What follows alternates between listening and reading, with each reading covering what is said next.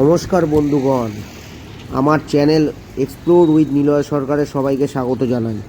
আজ হলো 9ই আগস্ট, বিকেল 5টা বাজে, আর আমরা এসে গেছি দীঘা জগন্নাথ ধামের কাছে।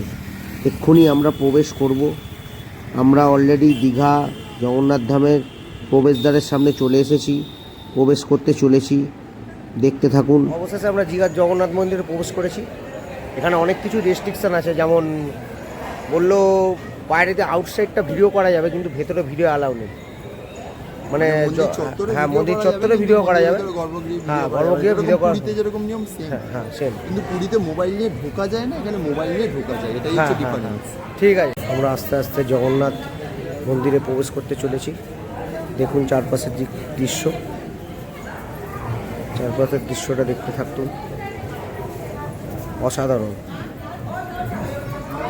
এর অপরূপ দৃশ্য। আর প্রচুর লোকের সমাগম হচ্ছে আস্তে আস্তে, যত বিকেল গড়াচ্ছে, সন্ধে হলে আরও বাড়বে।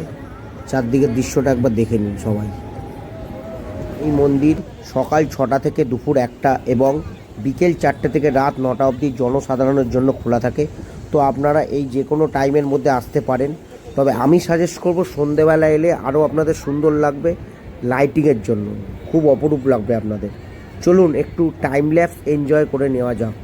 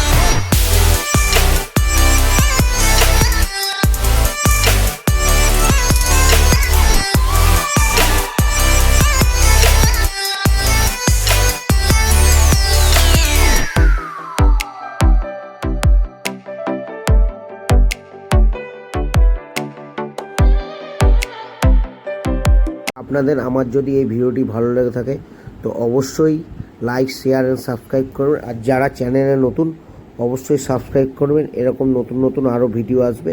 ধন্যবাদ।